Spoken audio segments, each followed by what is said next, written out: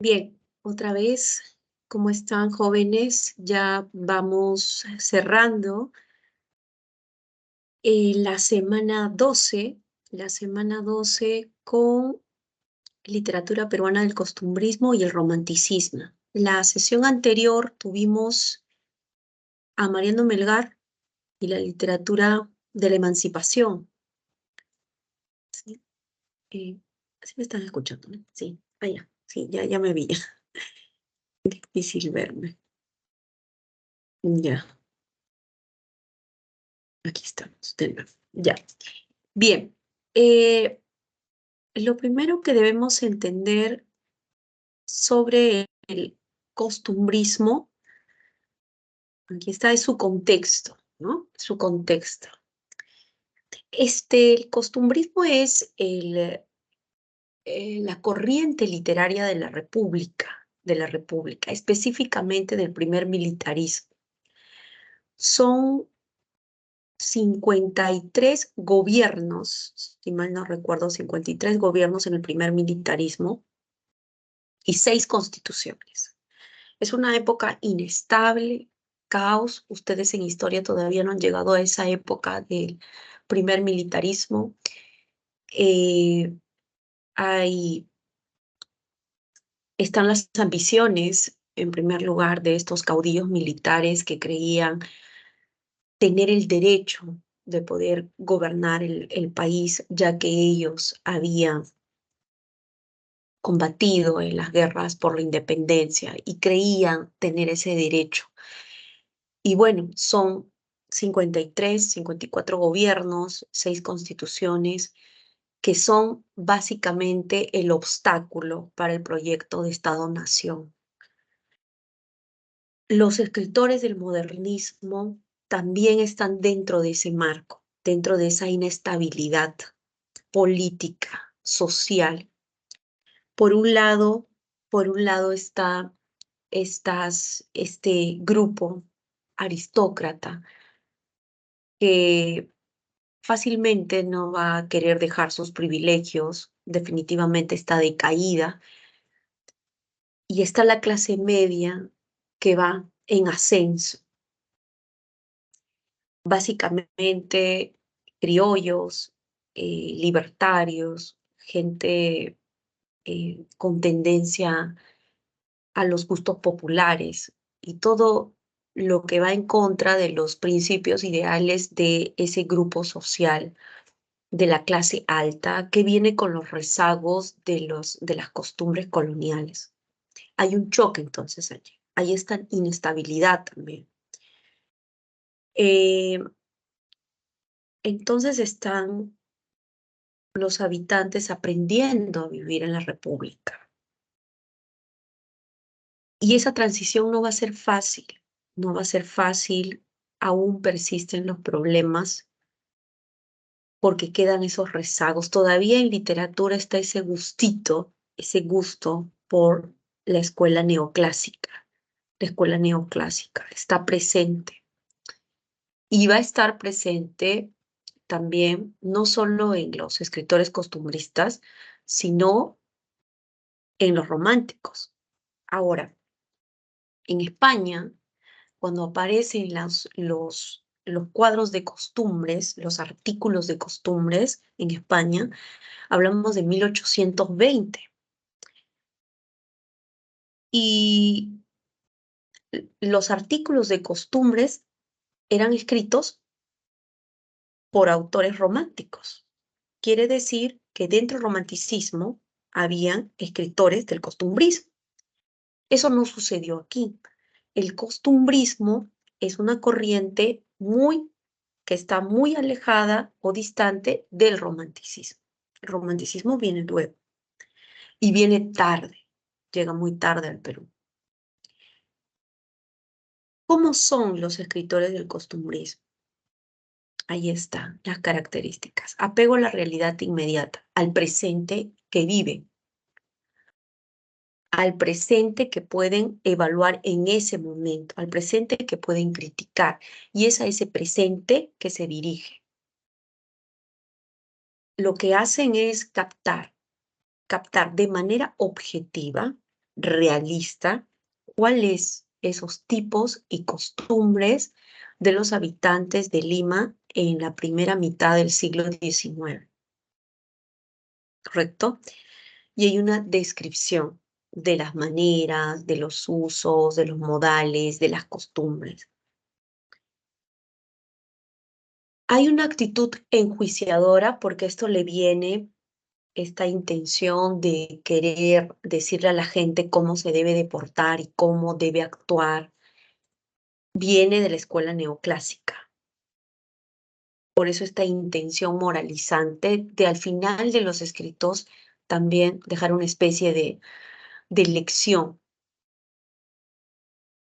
Tu trabajo, este trabajo en donde va a ir el autor extrayendo información y descripción es sobre la ciudad.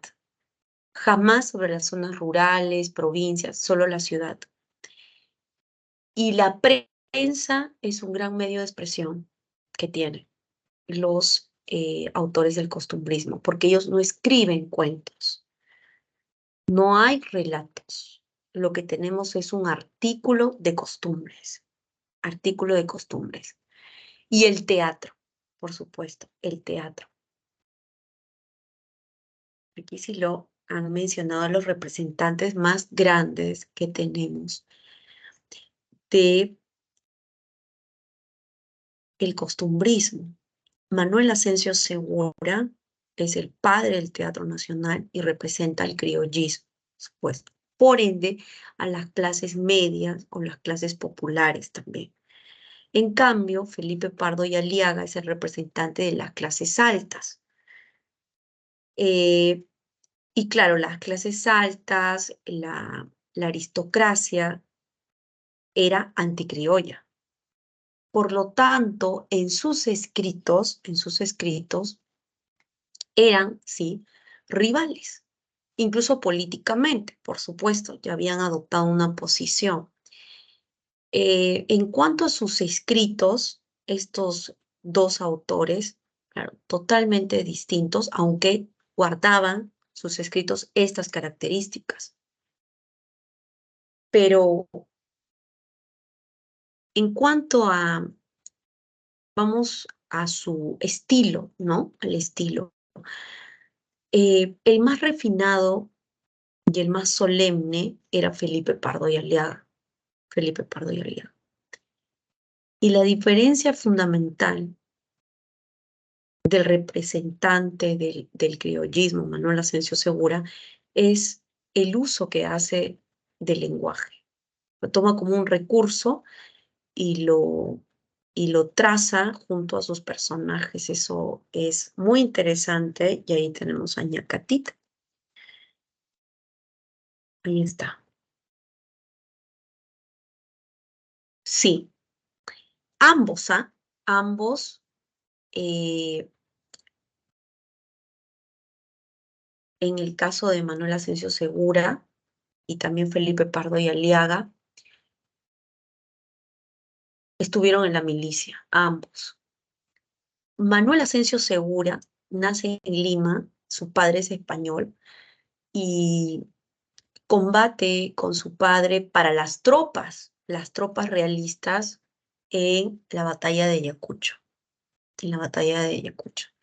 Y una vez que son vencidos en la batalla de Ayacucho, Manuel Asensio Segura se pasa a las tropas de los patriotas.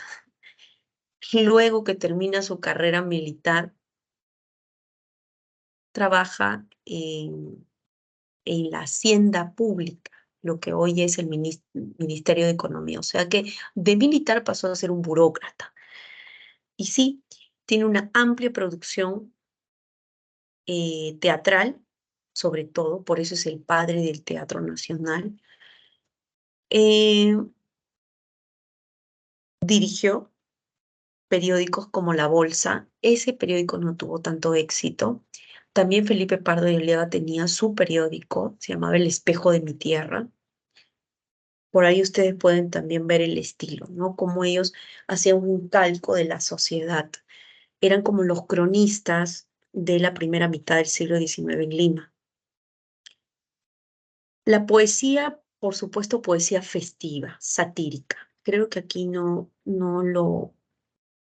la tendencia. Como ellos critican, enjuician, también tienen críticas sobre estos militares, sobre el comportamiento de los militares. Así que había que suavizar esa crítica, por eso hay una tendencia satírica, un tono burlesco, cuando de cuestionar se trata. Así que vamos a Ñacatita. ¿Por qué es el padre del Teatro Nacional? Bueno, aquí algunas de las causas y factores. Primero, lo que ya les había adelantado, que posee una abundante producción dramática, sus personajes son típicos criollos, ahí está Ñacatita, que es la Celestina criolla, por ejemplo, pero ella es la Celestina criolla porque ella pertenece a la clase media, media baja, de los estratos populares, y la presenta con un modo de hablar. Eso es lo más importante, que hace uso de los modismos y la forma popular de los coloquialismos que utilizan los habitantes en ese momento y los muestra en su teatro. Entonces, descolla Manuel Asensio Segura, a pesar de la prosa limpia, bien cuidada, que también tiene Felipe Pardo y Aliaga, pero descolla Manuel por ese empleo del recurso lingüístico que hace. Y el recurso lingüístico de la época, de la época. Esa es la valoración. Ñacatita se estrena en 1845 y es un éxito. 1845 y es un éxito. Ñacatita es el diminutivo de Doña Catalina. Doña Catalina. Y en las clases populares sería Ñacatita. Ñacatita. Justamente Ñacatita es el personaje, vamos a decir, principal. Ñacatita es, ya les dije, la Celestina, pero ya no europea, aunque es el personaje tipo, sino la Celestina criolla, ¿no? La Celestina criolla. ¿Cómo es la Celestina criolla de la clase popular, de los estratos populares? Bueno, entrometida, chismosa, eh, crea enredos, santurrona, se da golpes de pecho en la iglesia, eh, no hace lo que profesa y busca intereses económicos. Esa es Ñacatita, la Celestina, que en palabras del limeño sería la alcahueta, la alcahueta. Y por ahí va el tema, por ahí va el tema. Ñacatita tiene una importancia no solo por el personaje y este recurso lingüístico, sino además porque está escrita en verso. Está escrita en verso, está dividida en 4 actos y predomina el octosílabo, verso de 8 sílabas. Interesante porque el formato que se está utilizando y cómo ha hecho este autor grandísimo de incluir esta serie de coloquialismos, de modismos dentro de las estrofas y que esto pueda calzar perfecto con la rima, ¿no? Con la rima, con el ritmo. Ahora les voy a leer un pequeño fragmento, una pequeña estrofa. Bien, y es una comedia y los temas tienen que ver, lo primero, con las manipulaciones de Ñacatita, los enredos, y luego vamos a ir explicando los otros temas. ¿Cuáles son los personajes? Está Ñacatita, que es la viejita Celestina, Doña Rufina, que es la madre de familia, don Jesús, el padre de la familia, Juliana, la hija de ambos, don Alejo, que es el pretendiente número 20, y Manuel, el joven Manuel, que viene a ser el tipo galán, y don Juan, que viene a ser el amigo de don Jesús. ¿Cuál es el argumento? Es muy sencillo, la historia es sencilla. Ya les dije que lo más importante es el recurso lingüístico.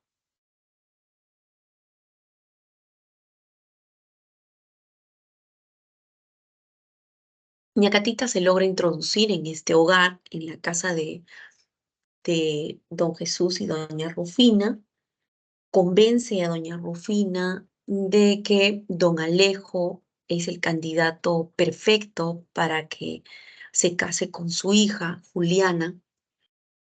Ahí está el matrimonio concertado, porque Juliana en realidad no está enamorada ni interesada siquiera en don Alejo, pero don Alejo ha convencido a Ñacatita.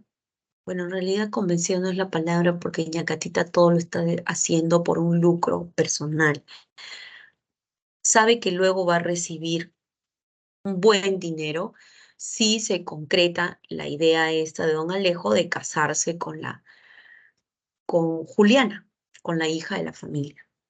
Así que don Alejo se ha presentado ante doña Rufina como un tipo con buen talante, buena actitud, tiene percha, eh, habla muy bien, es guapo, soltero y tiene dinero. Por lo tanto, y además con todo lo que le dice Ñacatita a, a doña Rufina, ya Rufina está convencida. El problema es don Jesús, que no está muy convencido de que su hija se tenga que casar con este señor. Hay algo raro que él presiente. Pero lo que ha logrado doña Catita es que esta pareja discuta siempre. Y esta pareja discute, se lleva muy mal, pelean todo el tiempo y ya casi son enemigos en la misma casa. Eso es mejor para Ñacatita. Ñacatita tiene una estrategia. Divide y vencerás. Esa es la estrategia. Bueno, más adelante se entera Ñacatita que Juliana está enamorada no de don Alejo, sino del joven Manuel.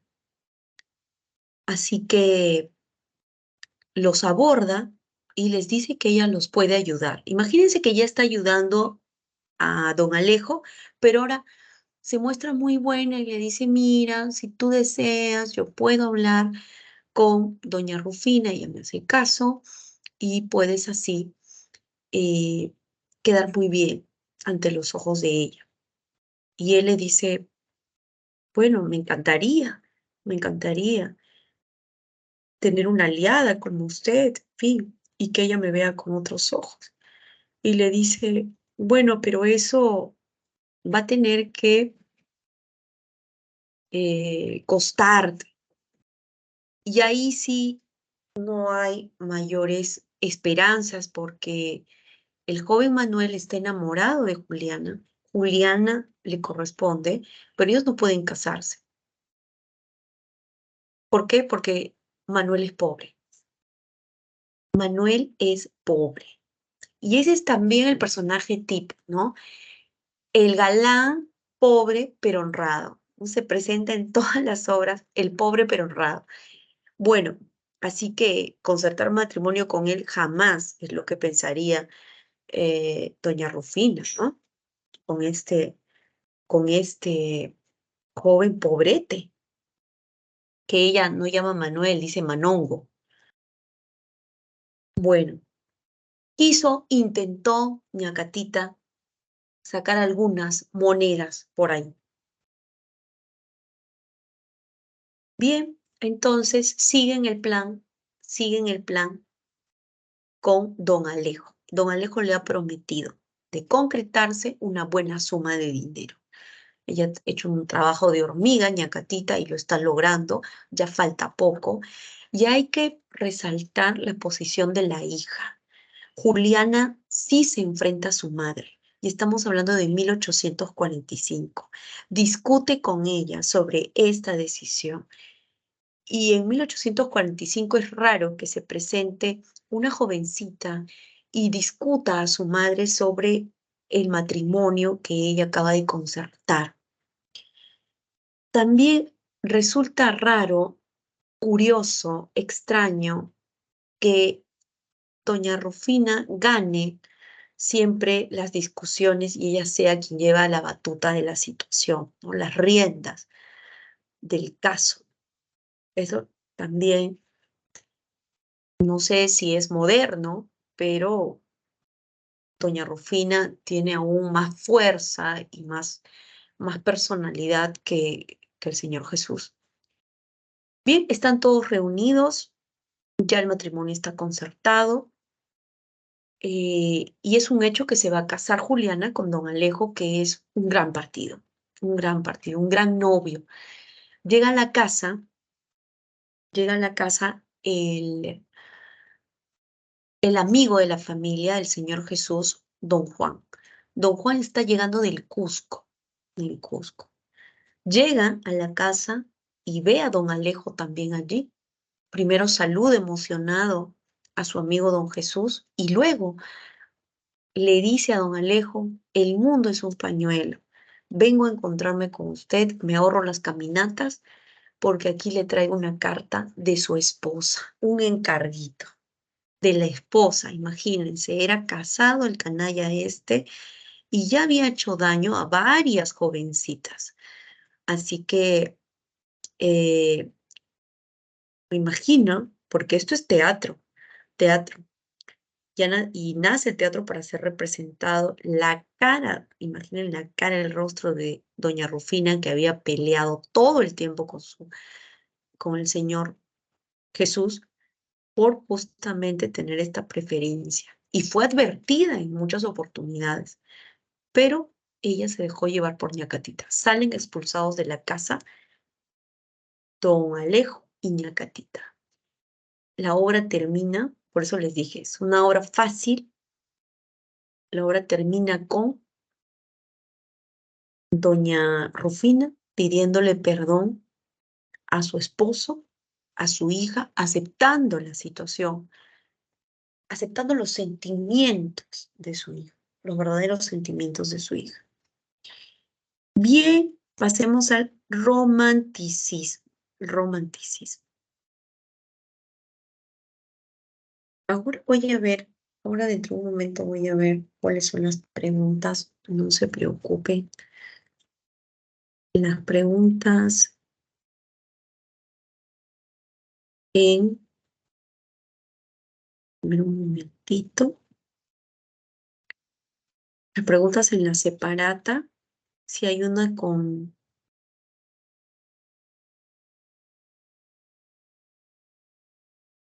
si hay una con párrafo, lo hacemos. Sí.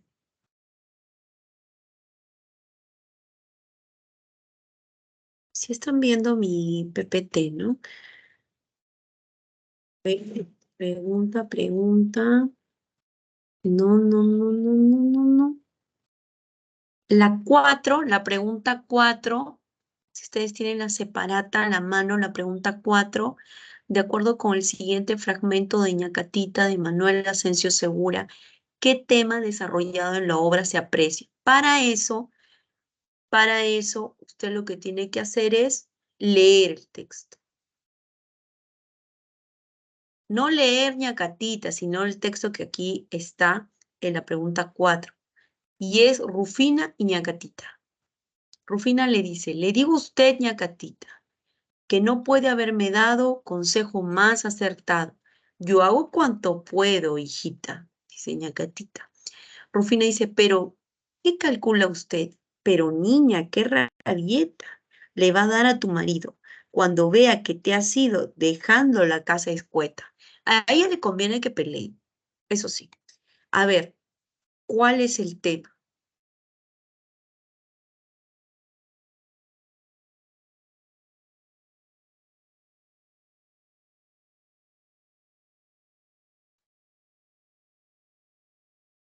No lo pueden hacer.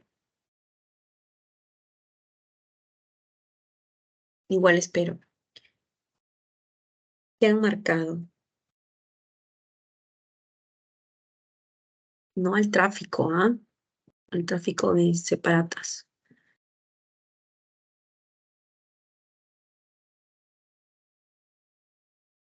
Mientras ustedes lo piensan, entonces vamos al romanticismo. Mientras lo piensa. No lo deberían pensar tanto. ¿Ya lo tiene? ¿Cuál es la respuesta? Pregunta 4, la pregunta 4.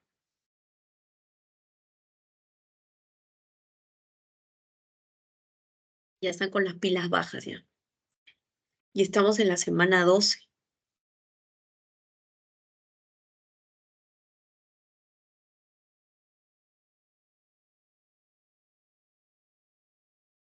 A ver qué me dicen. Por ahí han escrito. Dicen 4A, gracias Rojas y gracias Sánchez. Muchas gracias, ya, por sus habilidades sociales. Ya, 4A, excelente, esa es la respuesta. ¿Para qué tanto brinco si el suelo está parejo? No den tanto brinco y no se peleen con las claves, no se peleen con los fragmentos. Eso es lo que tengo y eso es lo que voy a contestar, no más, no menos. Sí, por favor. Bien, vamos al romanticismo peruano. Les dije, sí, les he dicho alguna vez que cuando tenemos un movimiento, sucede a otro en época de crisis.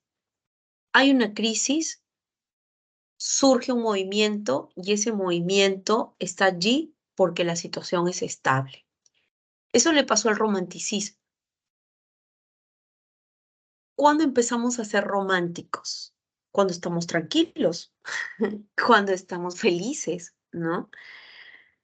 Y esta situación de inestabilidad al parecer termina, pero ese primer militarismo fue terrible, ya ustedes lo van a tratar.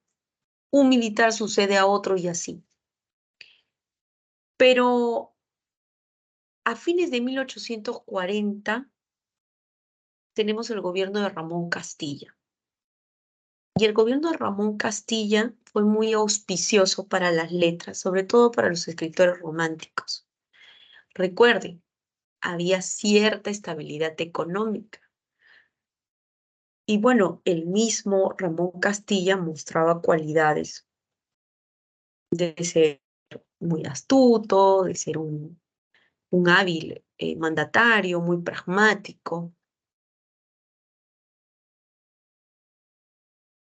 Y tuvo un apego con las letras. Ese gobierno auspició sobre todo publicaciones, tertulias, y por eso en 1848 se publica la primera novela romántica de la literatura peruana. Es El Padre Orán de Narciso Arestegui. También se estrena la primera obra teatral, El Poeta Cruzado, teatro romántico, de Manuel Nicolás Corpancho. Y en poesía tenemos a Carlos Augusto Salaverry, con Cartas a un ángel. Y en la narrativa tenemos a este señor que nos llama mucho la atención en una imagen que conocemos todos, de un abuelito con mostacho, ¿no? Que nos enternece incluso. Ese es Ricardo Palma y sus tradiciones peruanas. Narrativa romántica.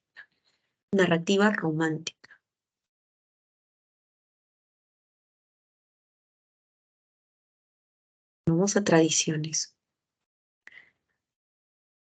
Lo que siempre sabemos de Ricardo Palma, al menos cuando yo era niña y yo preguntaba tenía 9, 10 años y decía, ¿quién es este señor que tiene un rostro que me llama mucho la atención porque tiene unos lentes pequeñitos, un mostacho y parece tierno, ¿no? Amable.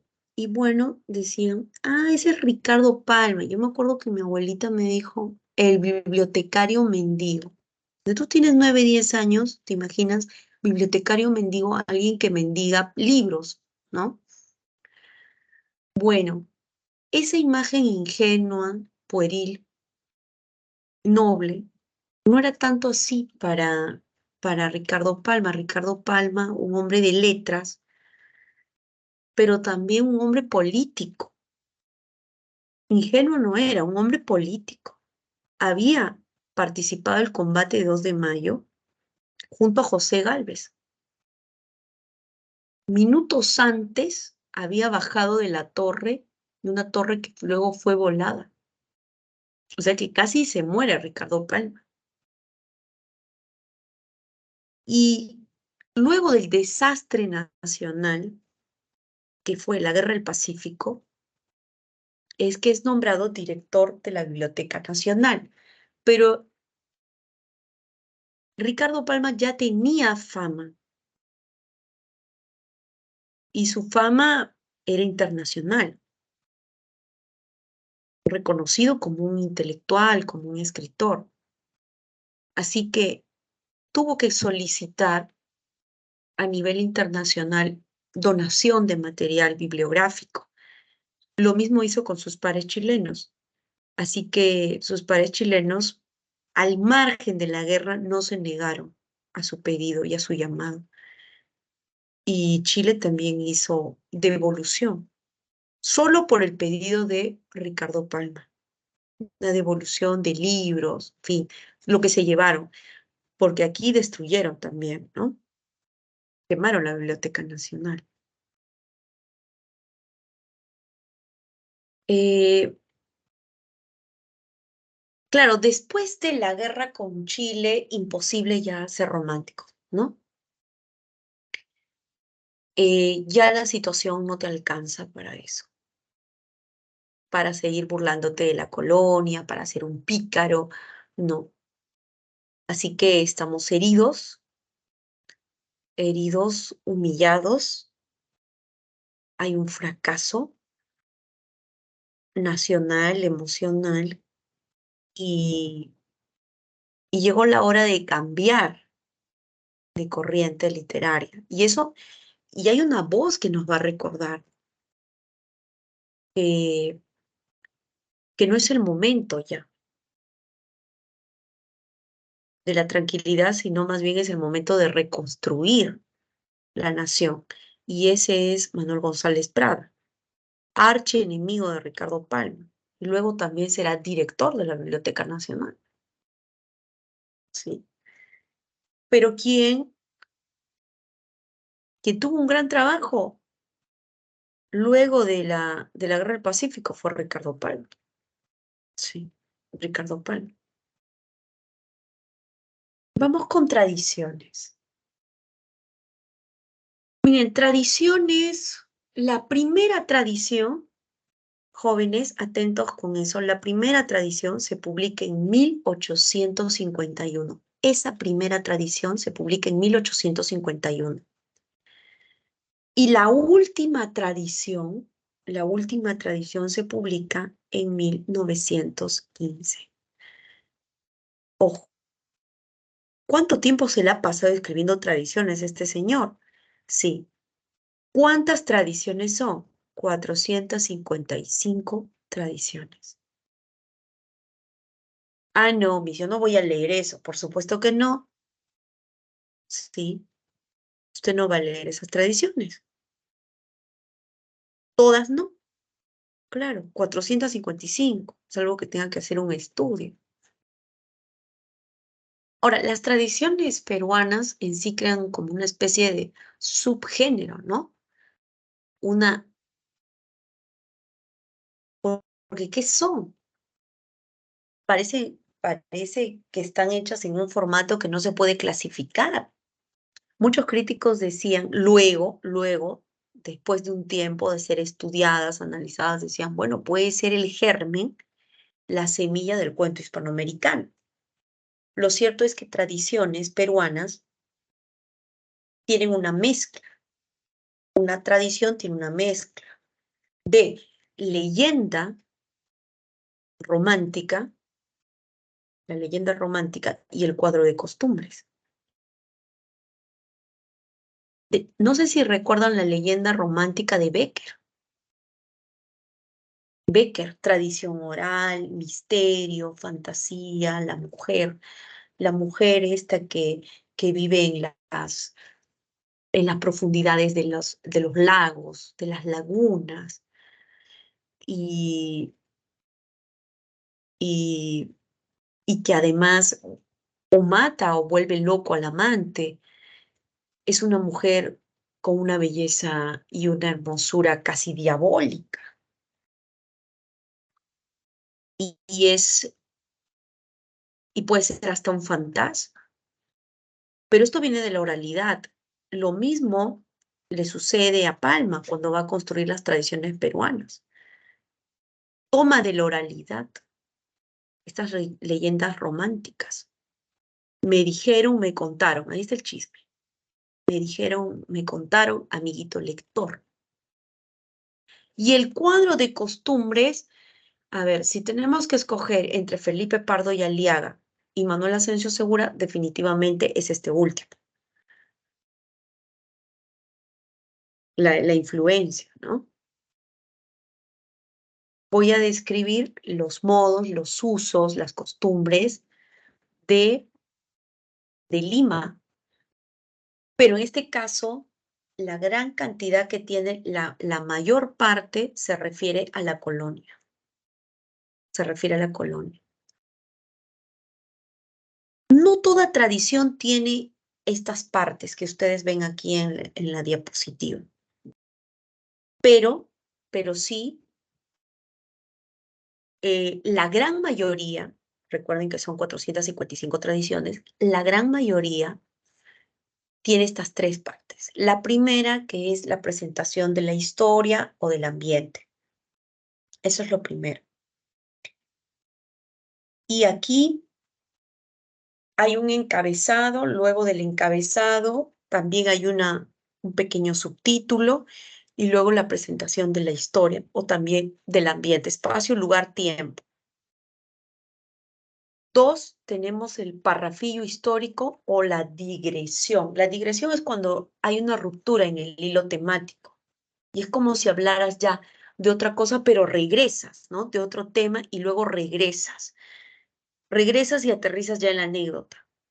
Pero esto a Palma le sirve para crear verosimilitud, porque si yo voy a comenzar con el parrafillo histórico, voy a tener que mencionar nombres, fechas, datos, lugares. Quiero que el lector me crea, porque esta es una tradición. Y por eso se utiliza el parrafillo histórico. Ya la tercera parte tiene que ver con la anécdota, ya el kit del relato. Ahora sí vamos a contar la historia, retomamos, para terminar en una especie de moraleja. No es una moraleja completamente, pero te jala la orejita, ¿no? Te llama la atención, te llama la atención. Uno, presentación de la historia o del ambiente. Dos, parrafillo histórico, datos precisos, fecha, y quiere que los lectores le crean el auditorio, porque como hay oralidad y hay humor, eh, hay esta tendencia a contar en voz alta la historia. El auditorio me tiene que creer. Y luego el desarrollo ya de la anécdota, de la historia. Palma quiso ser, Palma quiso ser historiador y le ganaba la anécdota, pero sí tiene sí tiene textos que lindan con lo histórico. Palma quiso ser lingüista, tiene muy buenos trabajos. Es un lingüista en realidad, es un conocedor de la lengua, definitivamente. Había copiado una serie de americanismos, neologismos, es lo que utiliza también en sus tradiciones. Es un irreverente, básicamente le falta el respeto a la colonia, a, a sus, a sus autoridades, a las instituciones de la colonia. Pero sus enemigos, ahí ustedes pueden observar a Ribagüero, ese era su enemigo, le decía Palma es un nostálgico de la colonia, o sea, en el fondo quería la colonia, añoraba volver a vivir la colonia. Mm, no, él era liberal, lo que pasa es que eh, era un liberal jocoso, era un liberal divertido, era un liberal pues que no, también apasionado, por supuesto, apasionado, porque escribir las tradiciones y dándole ese guiño, ¿sí? Y no como lo que querían sus oponentes, ¿no? Decían, pero ¿dónde está ese liberal? ¿Por qué es tan vendido a la colonia? No le decía el nostálgico, le decía cosas peores, le decía el llorón de la colonia. Dice, y vieja pelleja, aquí dio fin la conseja. Él utilizaba no solo frases hechas, refranes también, músicas, poemas, y se insertaba dentro de tradiciones. Mariátegui, más calmado, decía, las tradiciones son una versión irreverente y sarcástica del pasado colonial, pero ese es el estilo de Palma. No puedo pedirle a Palma que escriba como Manuel González Prada. Y dentro de tradiciones hay oralidad porque está la leyenda romántica, hay ironía, humor, porque mira el pasado con irreverencia, le falta el respeto a la colonia, pero no hace historia. No hace historia porque se detiene en lo anecdótico. Yo quiero que lean, por favor, no tradiciones porque son 455, pero sí una tradición que les va a gustar, se van a divertir. Pablo es muy inteligente, les dije que tiene eh, un gusto por lo lingüístico, por la historia también. O sea, son sus pasiones, la lingüística y la historia. Tiene un gusto por lo lingüístico, así que voy a pedirles que lean Don Dimas de la Tijereta. Don Dimas de la Tijereta. Allí Palma trabaja sobre un tópico europeo muy conocido, muy viejo, muy antiguo, y es la venta del alma al diablo. Sucede que este tópico europeo también es conocido luego de la conquista, ¿sí? En América. Es conocido esto de pedirle a Lucifer riqueza, juventud, y el diablo te concede todo eso a cambio de tu alma, a cambio de tu alma. Y en esta tradición, Don Dimas de la Tijereta es un abogado, un notario. Palma dice un cartulario. Palma siempre utilizando estos términos, así que también habrá que hacer la aclaración respecto de la lectura de tradiciones literarias. No es fácil leer tradiciones, hay que leer con un diccionario de la Real Academia a Palma. Palma utiliza neologismos, americanismos, palabras ya en desuso, muy antiguas, y es mejor tener, claro, la versión depurada también, que es para el colegio, no sé, o con un estudio crítico, ¿no? Las versiones que vienen con estudios críticos, con notas a pie de página. Bueno, este señor, don Dimas de la Tijereta, que era abogado, estaba enamorado de Visitación. Visitación jovencita, muy hermosa. Y bueno, además, don Dimas era muy mayor, viejo y feo, feo. Sin embargo, visitaba a Visitación. La visitaba, Visitación le recibía los regalos, regalos carísimos. Ahora, tenía que hacer regalo no solo a Visitación, sino a la tía de Visitación también. Bueno, así pasó un tiempo y ya cansado, don Dimas se da una vuelta por el Cerro San Cosme y invoca al demonio y le dice que quiere el amor de Visitación y que a cambio de ese amor le va a dar su almilla al diablo. Bueno, el demonio que todo lo ve y todo lo escucha, que está en los rincones, porque el demonio está por ahí siempre, Lucifer le dice a su team de diablito, le dice, mira ese miserable, ese pobrete, ¿cómo llama a su alma almilla? No importa, le dice a Lilith, a uno de los diablos, le dice, no importa, igual necesitamos almas en el infierno, así que ve, ve a traer ese contrato, le da los papeles, el sello, ¿no? El sello del diablo y le dice, quiero esa almilla. Y bueno, aparece Lilith en el Cerro San Cosme y le dice, disculpe, don Dimas, usted nos ha llamado. Ah, sí, por supuesto, quiero entregarles mi almilla, pero quiero que Visitación sea mía. Bueno, no hay problema. Firme aquí 5 hojas que debía firmar y completar además. Y don Dimas escribió en cada hoja y en cada espacio, almilla, almilla, entrego mi almilla, almilla, almilla, y sello del diablo, ya firmo el contrato. Muy bien, que le dé gusto, así que me retiro y volvemos en cualquier momento, no se preocupe. Llega a su casa don Dimas y encuentra Visitación preparada, lista para corresponderle.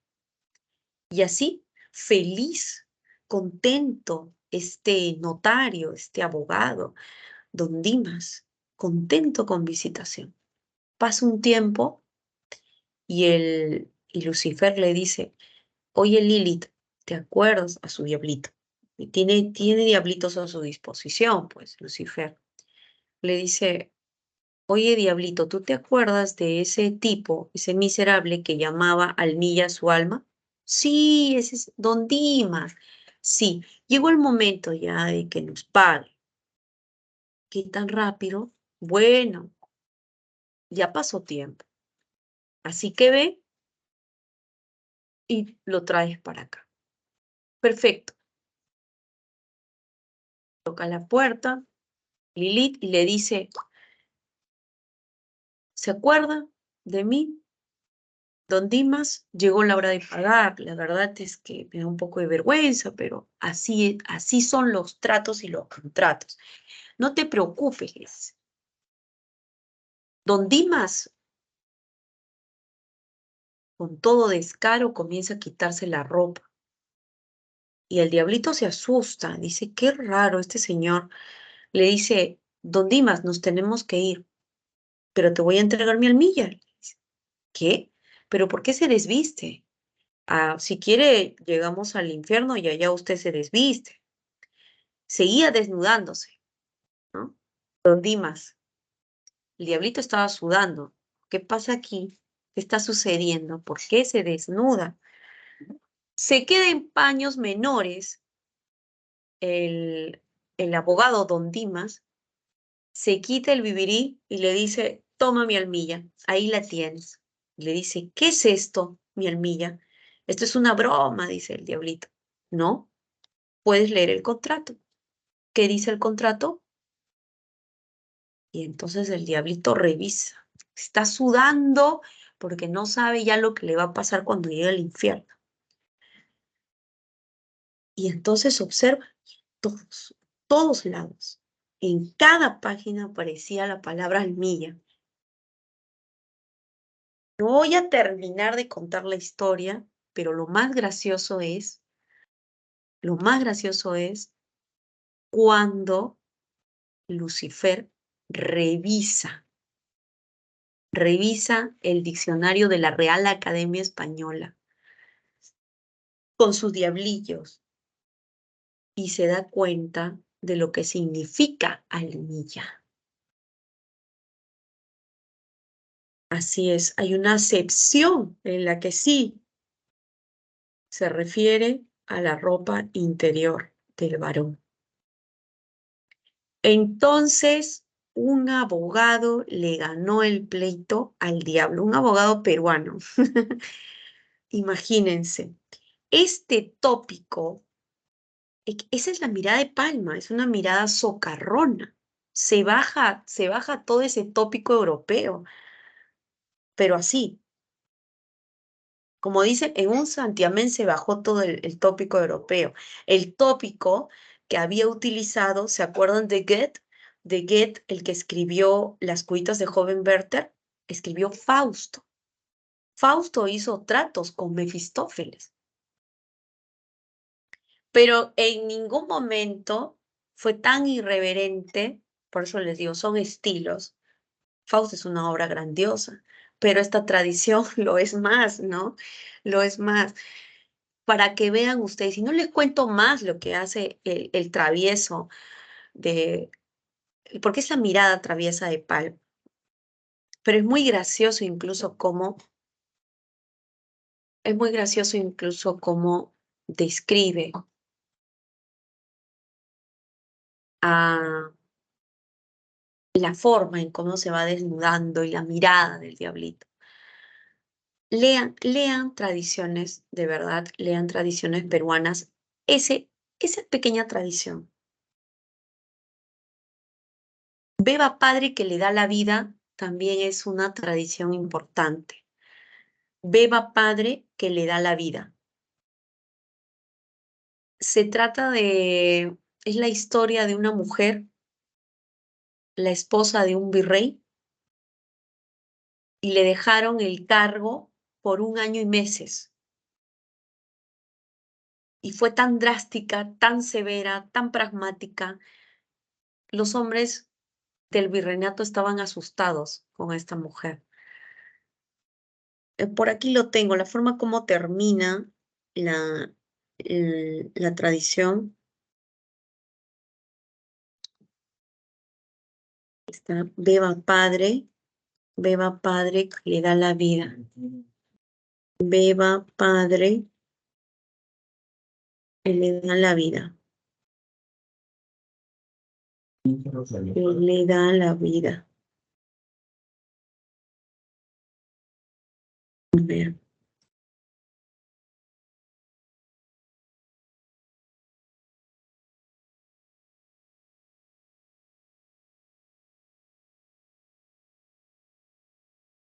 Esta apenas tiene 3 páginas. Beba Padre que le da la vida. Ahora que los dejo, voy a dejar ambos PDFs allí para que ustedes puedan leer. Se la dedica a esta tradición Beba Padre que le da la vida a la distinguida escritora Clorinda Mato de Turner, que era una vieja amiga y lo acompañaba en las tertulias literarias. No me imagino, no me imagino una mujer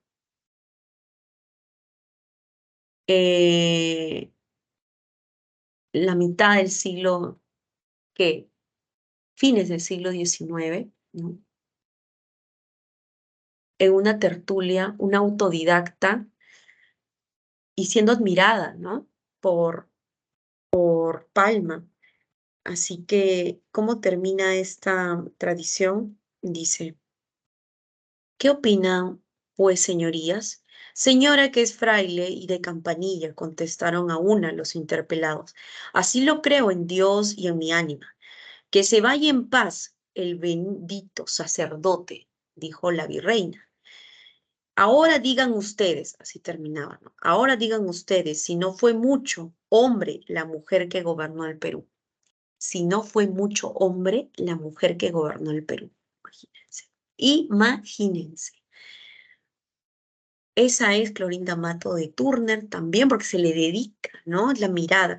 Pero en realidad nos está hablando de doña Ana de Borja. Doña Ana de Borja. Estas son las claves, estimados.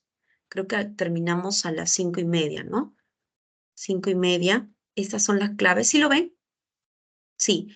Ahora yo busco en mi carpetita estas dos para que usted lea. Le va a encantar, le va a encantar. Pequeña esta segunda tradición. ¿Ya? Nos despedimos, cuídense mucho. Gracias. Faltan 6 semanas, no se estrese. 6 semanitas nada más. Nos vemos, gracias.